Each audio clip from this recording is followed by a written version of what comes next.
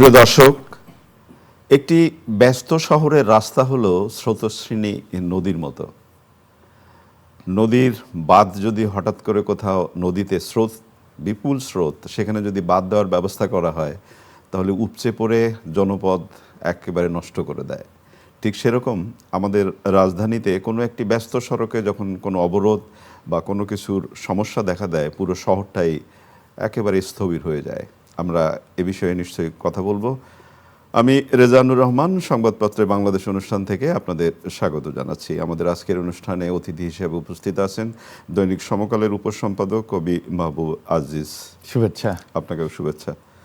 পত্রপত্রিকায় প্রকাশিত কয়েকটা শিরোনাম পড়ে শোনাই আপনাকে, তারপর আমরা আলোচনায় যেতে চাই। দৈনিক প্রথম আলো, 2018 সালের ভোট হয় রাত 10টা ও 3টার মধ্যে, তদন্ত কমিশনের প্রতিবেদন। ফক্স নিউজের খবর, বাংলাদেশ সহ 75 দেশের জন্য মার্কিন অভিবাসী ভিসা স্থগিত হচ্ছে, মার্কিন হামলার আশঙ্কা, সতর্ক ইরান। দৈনিক সমকাল, বাংলাদেশের প্রধান ঝুঁকি অপরাধমূলক কর্মকাণ্ড, সব খেলা বর্জনের হুঁশিয়ারি দিলেন ক্রিকেটাররা। আওয়ামী লীগ ভুল স্বীকার করলে রিকনসিলিয়েশন সম্ভব, মার্কিন কূটনীতিকদের প্রধান উপদেষ্টা। দৈনিক যুগান্তর, হেভিয়েট বিদ্রোহী প্রার্থী নিয়ে বিএনপিতে অস্বস্তি, শেষ মুহূর্তে সংবাদ সম্মেলনে স্থগিত, ভাঙনের মুখে 11 দলীয় জোট। কালের কণ্ঠের শিরোনাম, আসন নিয়ে 11 দলীয় জোটে অসন্তোষ, বাংলাদেশ সহ 75 দেশের ভিসা বন্ধ করল যুক্তরাষ্ট্র। দৈনিক ইত্তেফাক, ঢাকায় 5 স্থানে অবরোধ, তীব্র যানজট, ভোগান্তি। 12ই ফেব্রুয়ারিতে এই নির্বাচন, একদিন আগেও নয় একদিন পরেও নয়, প্রধান উপদেষ্টা। বাংলাদেশ প্রতিদিন, নির্বাচনী ট্রেনে হাতে গোনা নারী, অসহায় জনগণ, জামায়াত জোটে জট কাটেনি। মানব জমিনের শিরোনাম, 11 দলে টানাপোড়েন, ঝুলে গেছে সমঝোতা। খবরের কাগজের শিরোনাম, গণভোটে সরকারের ভূমিকা, জামায়াত জোটে শুরুতেই হোঁচট। আমার দেশের শিরোনাম, চরমোনাইয়ের দল নিয়ে পেরেশানের জামায়াত। আমাদের সময়ের শিরোনাম, নির্বাচন কেন্দ্রিক চাপে প্রশাসন, আগে পরে নয় 12ই ফেব্রুয়ারি ভোট। কালবেলার শিরোনাম, 20 জানুয়ারি বিদেশিদের নিয়ে এক টেবিলে বসছে বিএনপি। দৈনিক ইনকিলাব, ইসিতে প্রাসাদ ষড়যন্ত্র, গ্যাস সংকটে ত্রাহি অবস্থা। দৈনিক করতোয়া, শিক্ষার্থীদের সড়ক অবরোধে অচল ঢাকা, ভোগান্তি চরমে। বাংলাবাজার পত্রিকা, যুক্তরাষ্ট্র ইরান মুখোমুখি, 12ই ফেব্রুয়ারি নির্বাচন, একদিন আগেও নয় পরেও নয়। আলোকিত বাংলাদেশ, বেকায়দায় জামায়াত, শিক্ষার্থীদের সড়ক অবরোধে অচল ঢাকা, ভোগান্তি চরমে। মাহবুব, ধরেন 75 দেশের অভিবাসী ভিসা স্থগিত হচ্ছে, তারপর রাজনীতির নানা খবর আছে, একদিন আগেও পরে নয়, নির্বাচন 12 ফেব্রুয়ারিতে হবে। এই আলোচনাটা পরে করি, কিন্তু আমি যে আলোচনাটা করতে চাই, আমাদের এই শহরে প্রথম শিরোনামে আমি বলার সময় বলেছিলাম যে যদি ঢাকা শহরের কোথাও ছোট্ট একটু অবরোধ হয় তাহলেই পুরো শহরটা একেবারে স্থবির হয়ে যায়। গতকাল রাজধানীতে 6 ঘন্টায় 5টা স্থানে অবরোধ হলো, আজ 3টা স্থানে অবরোধ আছে এবং থানা ঘেরাওয়ের কর্মসূচি আছে। তেজগাঁ কলেজের শিক্ষার্থীরা থানা ঘেরাও করবে। তাহলে এই যে জনগণ চ্যাপটা হচ্ছে, এই চ্যাপটা থেকে দূর করবার জন্য কে আছে? দেখুন, এই পরিস্থিতিটা কিন্তু 5ই আগস্টের পর থেকে যখন অন্তর্বর্তীকালীন সরকার দায়িত্বে এলো, আমরা বারবার দেখছিলাম যে এই যে অবরুদ্ধ মানসিকতায় আমাদের বিভিন্ন শ্রেণী পেশা জনগণের মানুষ ছিলেন আওয়ামী লীগের সময়ে, তখন নানান রকম দাবিগুলো যখন একসাথে সব সামনে চলে এলো। এবং এই জায়গায় ঠিকই আছে যে একটা গণ অভ্যুত্থানের পরে মানুষের অনেক ধরনের আকাঙ্ক্ষা থাকবে, অনেক রকমের চাহিদা। সরকারের পক্ষে তো সবসময় সব কিছু একদম ইনস্ট্যান্ট সেগুলো সমাধান করাও সম্ভব নয়।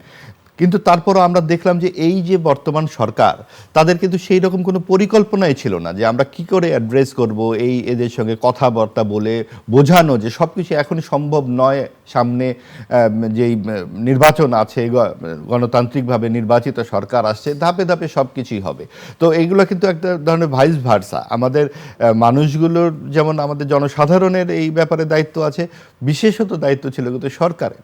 সরকার কিভাবে হ্যান্ডেল করবে, এবং এই জায়গায় জায়গায় সরকারের যে অদক্ষতা সেটা আমরা যেমনভাবে দেখেছি, সেই ক্ষেত্রে একই সাথে এই ধরনের সুবিধা যারা চায়, হঠাৎ করে সুযোগ সন্ধানী, ধরেন ঘরে আলু মানে আগুন লেগেছে, আমার আলুটি নিয়ে আমি পোড়ানো শুরু করলাম এইভাবে। কারণ আপনি দেখেন 6টি জায়গায় যখন আপনার একসাথে কালকে অবরোধ হলো, আজকে হবে থানা, এটা কি নতুন কিছু না, এটা হতেই আছে।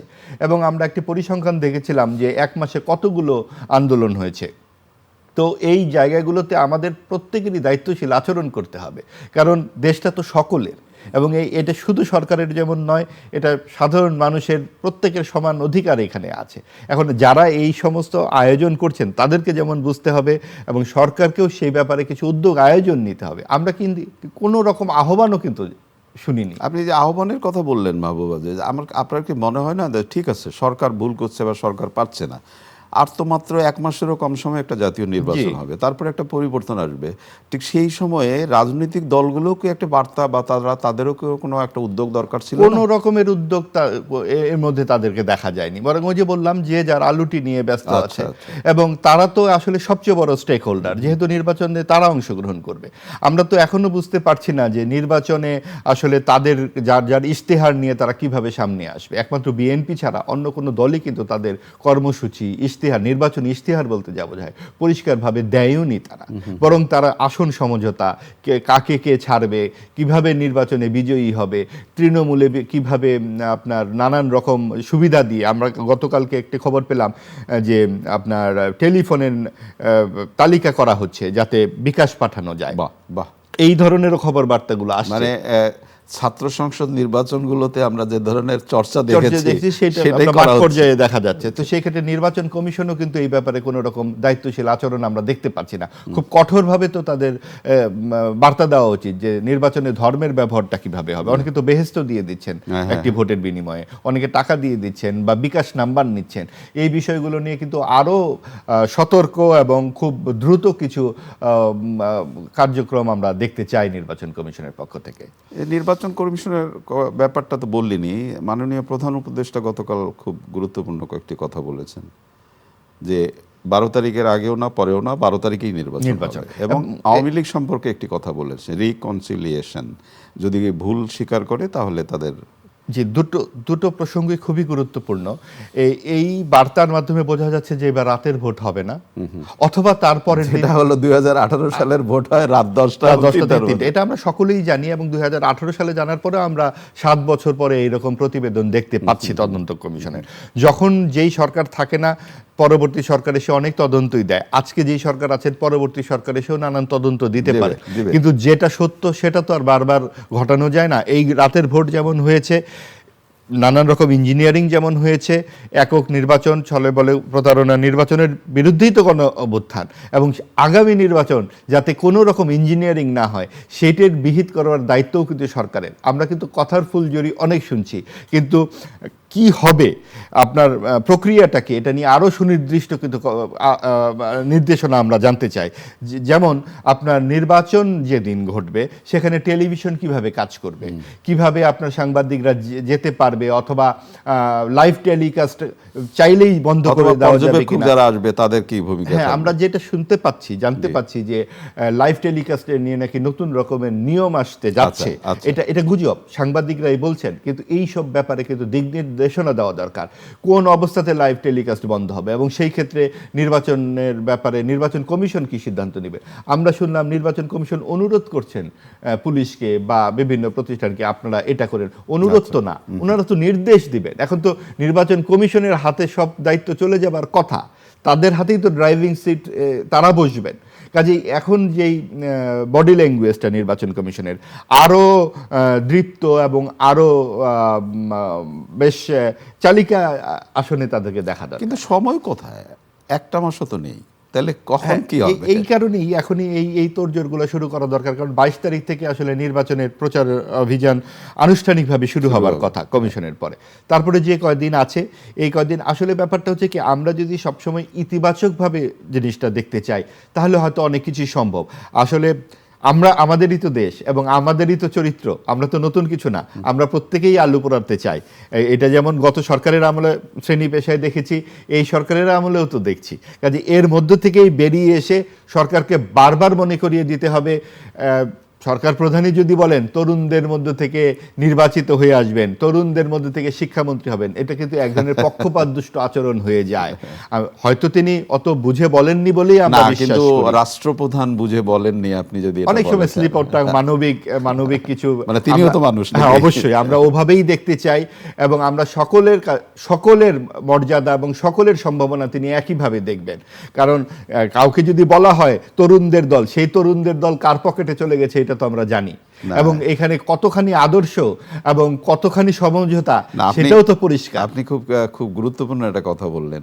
আমরা যে তরুণদের পেছনে দাঁড়ালাম, বিস্ময়কর একটা গণঅভ্যুত্থান ঘটলো, সেই তরুণরা এখন যে জোটে গেল, এটা নিয়ে নানা ধরনের প্রশ্ন, নানা ধরনের বিস্ময়ও তো আমরা এখন পালন করি। 11 দলীয় জোটের মধ্যে ভাঙন আবার দেখা দিল। গতকাল একটি সাংবাদিক সম্মেলন করে আসন ভাগাভাগি করার কথা আগেই বলেছিলেন জামায়াতের আমির, কিন্তু গতকাল সাংবাদিক সম্মেলনটি হয়নি। তাহলে কি এর ভবিষ্যৎ কি, মানে কি আপনার সাংবাদিকতার জায়গা থেকে? আপনি দেখুন যে এই যে বিষয়টা নিয়ে আমরা আলাপ করলাম, এই আসনটি যেন সবচেয়ে বড় একটা মোহের বিষয় হয়ে দাঁড়িয়েছে, আকাঙ্ক্ষার বিষয় হয়ে দাঁড়িয়েছে। আপনি তো প্রথমে আপনি বলবেন আপনার ভোটারদের কাছে যে আমাদেরকে ভোট দিন, ভোট দিলে আমরা এই কাজ করতে যাচ্ছি, এই হচ্ছে আমাদের ইশতেহার। আপনি শরীয়ত আইন করবেন, আপনি ইসলামিক শাসন করবেন, এভাবেই আমরা গত 50 বছর জেনে আসলাম। আমরা কিন্তু এখন শরিয়া আইন সম্পর্কে কিছু জানতে পারছি। এটা যেমন প্রসঙ্গক্রমে আপনাকে বলি, দুর্দান্ত একটি গণঅভ্যুত্থানে নারীর ভূমিকা কিন্তু বিস্ময়করভাবে আমরা দেখেছি, কিন্তু জামায়াতের কোনো প্রার্থী তো বোধহয় নারী নেই, একজনও নেই, এবং এই ব্যাপারে তাদের কোনো বক্তব্যও নেই। বরং তারা তৃণমূলে নারীদেরকে এভাবে বোঝাচ্ছেন যে এই দলে ভোট না দিলে বেহেশতে যাওয়া যাবে না, এবং নানান রকম সুবিধাদির কথা বলা হচ্ছে, নানান রকম নৈতিক নারীদের কর্মঘণ্টা কমিয়ে দেওয়া হবে। এখন বিষয়টা হচ্ছে কি, দেখুন এই যে এনসিপি, তারা গণ অভ্যুত্থানের নেতৃত্ব দানকারী তরুণদের একটি সংগঠন। তারা কোন মোহে, কোন আগ্রহে তাদের এই যে এতখানি অর্জন, তারা জামাতের সঙ্গে গিয়ে গাঁটছড়া বাঁধলেন, যেই দলটি পুরো জাতির বিরুদ্ধে দাঁড়িয়েছিল 71-এর মুক্তিযুদ্ধে, সেই দলের হাতে আমাদের দেশ পরিচালনার দায়িত্ব তুলে দিতে হবে। এবং তার আগে এনসিপি এই ব্যাপারে একবারও ভাবলো না। তারা জামাতের ভোট কত, আমাদের যে গ্রাহ্য নির্বাচন 2008 সাল, 4% থেকে 7%। তো এই ভোটের বিনিময়ে তারা আসলে কতখানি চাইতে গেল, এবং বিএনপি বা জামাতের সঙ্গেই কেন এনসিপির যেতে হবে?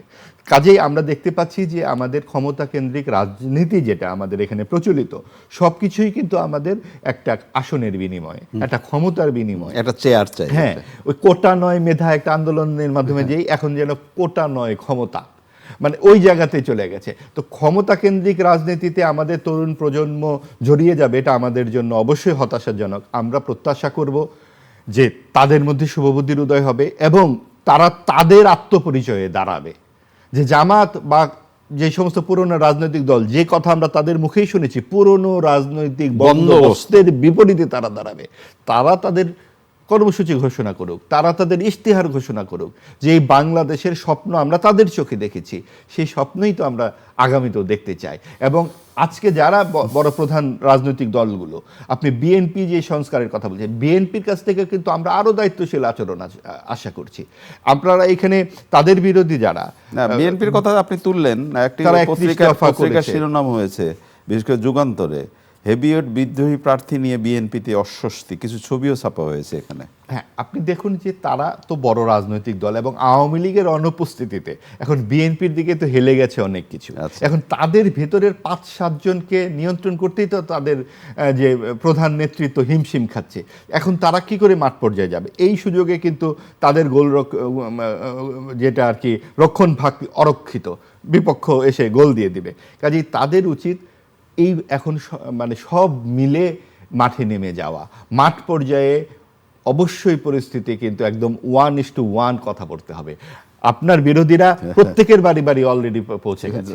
আপনি যদি যখন আপনি না পৌঁছাতে পারেন, আপনাকে, এটা কিন্তু এলাকা ভিত্তিক ভোট, এলাকার মানুষ আপনার কাছে যেতে চাইবে, তার গাছের ফলকে চুরি করে নিয়ে গেছে এটা নিয়েও এমপির কাছে গিয়ে আপনার বিচার চায় মানুষ।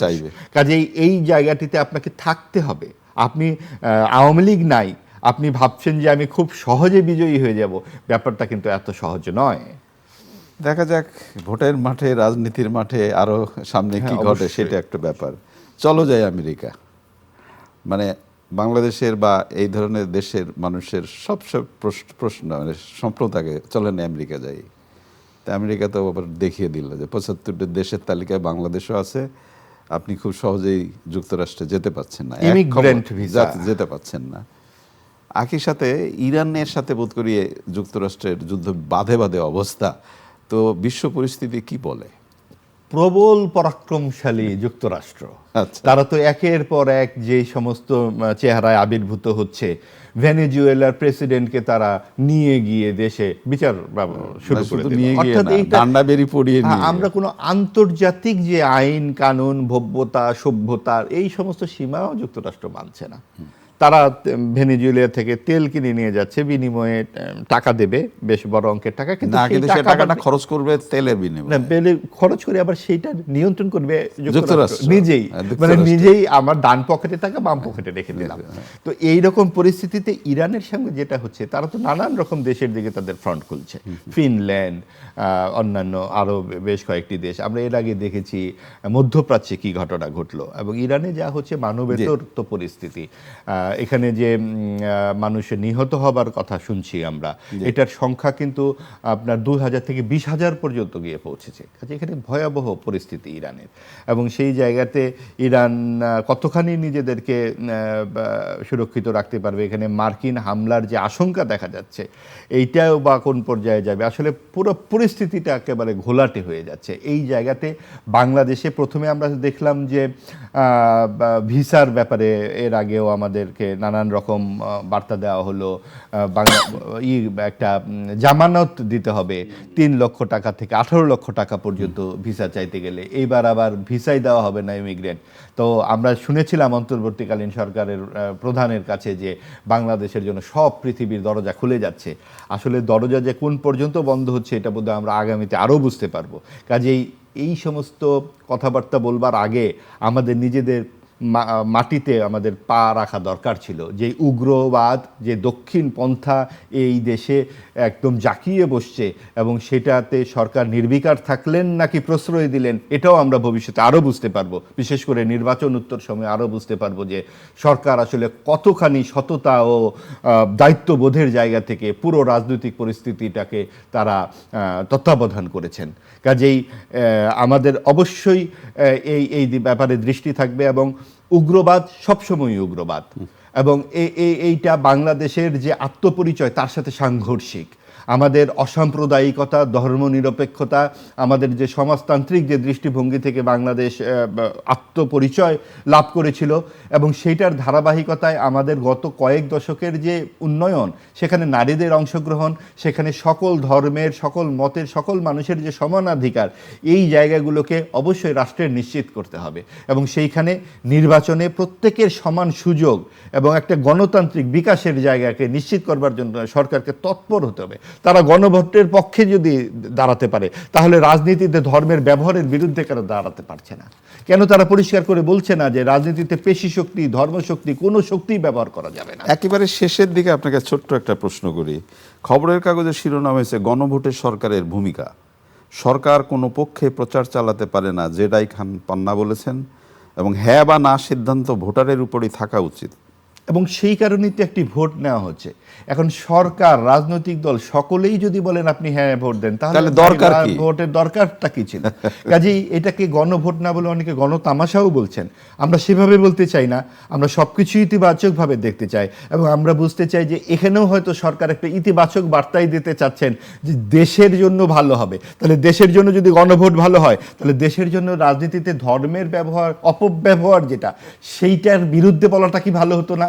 আপনার ধর্ম নিরপেক্ষতার পক্ষে বলছেন না কেন আপনারা? তাহলে আপনি দুই জায়গায় দ্বিচারিতা করবেন, এটা কিন্তু আমাদের কাছে ভুল বার্তা আসে। অনেক অনেক ধন্যবাদ আপনাকে ধন্যবাদ। প্রিয় দর্শক, আমাদের প্রিয় অতিথি যে কথাগুলো শেষে বললেন বোধ করি একটু ভাববার সময় এসেছে। ভাববেন আশা করি। ভালো থাকবেন। আগামীকাল নিশ্চয়ই এই সময় আবার কথা হবে। খোদা হাফেজ।